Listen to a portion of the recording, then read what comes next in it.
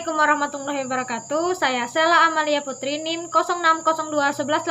060211818239. Program Studi Pendidikan Bahasa dan Sastra Indonesia Angkatan 2018 Universitas Sriwijaya. Pada mata kuliah perencanaan pembelajaran ini, saya akan simulasi RPP yang telah saya buat. Berikut adalah tujuan pembelajaran: menentukan unsur kebahasaan teks resensi. Yang kedua itu mengetahui unsur kebahasaan kedua teks resensi.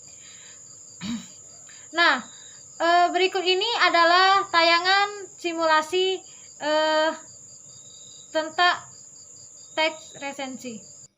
Nah, tayangan berikut ini adalah simulasi pembelajaran melalui Zoom. Assalamualaikum warahmatullahi wabarakatuh, anak-anak. Waalaikumsalam warahmatullahi wabarakatuh. Sebelum memulai pelajaran pada hari ini, Ketua kelas silakan pimpin doa. Nah, baiklah, sebelum kita mulai pelajaran pada pagi hari ini, ada baiknya kita berdoa menurut agama dan kepercayaan masing-masing. Berdoa mulai. Berdoa selesai. Silakan absen di Google Chrome ya. Bagaimana kabar kalian semua hari semua? Alhamdulillah, luar biasa. Allahu Akbar. Alhamdulillah kalau kalian sehat semua. Sebelumnya Ibu ingin bertanya, apakah kalian sering membeli buku? Ya, Bu. Ya, Bu. Dan apa alasan kalian membeli buku tersebut?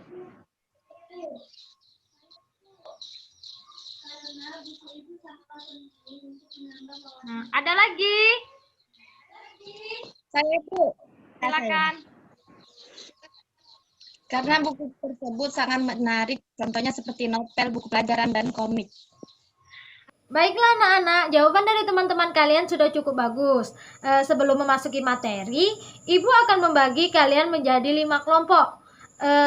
Setiap kelompok mendapatkan 1 lembar soal dan 1 lembar jawaban. Nah, soalnya nanti Ibu kirim lewat WA group dan kelompoknya juga ya. Nah, berikut ini adalah format dari PPT Ibu. Waktu mengerjakan 20 menit, sistem jawabnya cocok-mencocok. Ini lembar soal dan ini lembar jawaban. Selamat mengerjakan.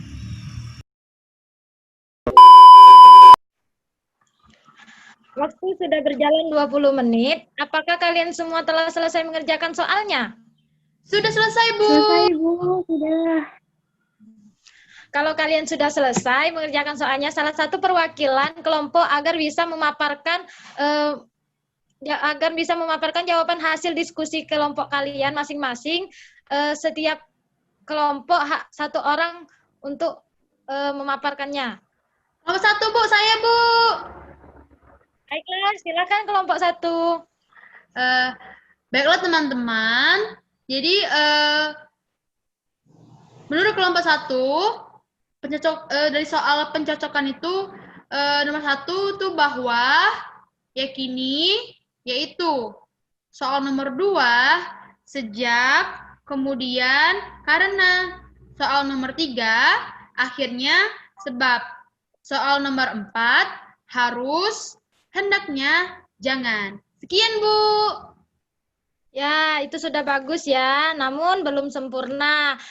Kelompok lain, adakah yang ingin menyangga? Kami kelompok 5, Bu. Ya? Kami kelompok 5 ingin menyanggah. Ya, silahkan kelompok 5. Saya perwakilan dari kelompok 5 ingin menyanggah jawaban dari kelompok 1 tadi. Di dalam kelompok kami di dalam kelompok kami itu salah, Bu, pada bagian soal nomor 2 dan 3. Seharusnya yang benar itu soal kedua, yaitu sejak, kemudian, dan sebab. Dan pada soal nomor 3 itu seharusnya akhirnya dan karena. Ya, ini sudah tepat ya. Anak-anakku sekalian, ini adalah jawaban yang tepatnya, atau ini adalah kunci jawabannya. Baiklah anak-anak, setelah Ibu mendengar pemaparan dari kelompok 1 dan disanggah oleh kelompok 5, itu sudah tepat. Jadi, untuk kelompok lain tidak perlu lagi untuk memaparkan atau menyanggahnya lagi. Silakan kumpul saja filenya lewat WA Ibu atau lewat Google Chrome.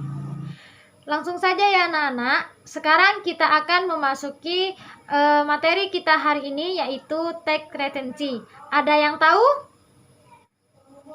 Jadi, pengertian teks retensi. Retensi adalah membaca, memahami, menganalisis, mengevaluasi, dan mengungkapkan keunggulan dan kelemahan sebuah buku sebagai informasi untuk orang lain. Selanjutnya itu ciri kebahasaan teks retensi atau ulasan. Ada 7. Yang pertama itu judul resensi, identitas buku yang diresensi, pendahuluan. Yang keempat itu inti resensi, yang kelima itu keunggulan buku, yang keenam itu kekurangan buku, yang terakhir itu penutup. Berikutnya adalah kaidah kebahasaan.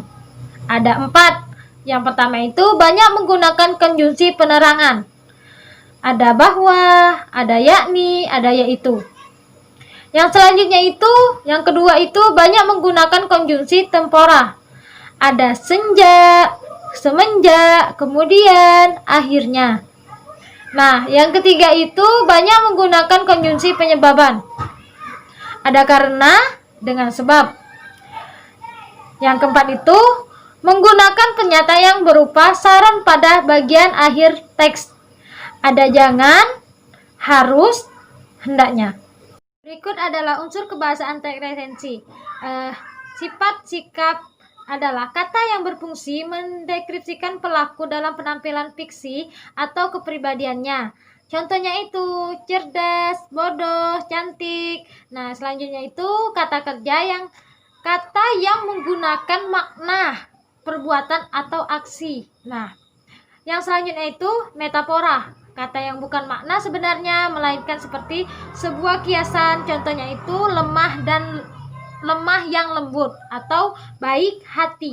Nah, selanjutnya itu kata rujukan. Yang selanjutnya itu kalimat majemuk serta bertingkat. Nah, berikut ini adalah contoh buku yang dianalisis. Nah, dari contoh buku yang dianalisis ini, Ibu mengambil halaman depannya saja, karena filenya yang lengkap Ibu akan kirim ke kalian. Silakan dibaca. Ibu beri waktu 5 menit. Jalan 5 menit. Sekarang kita akan menganalisisnya sama-sama ya. Nah, yang pertama itu unsur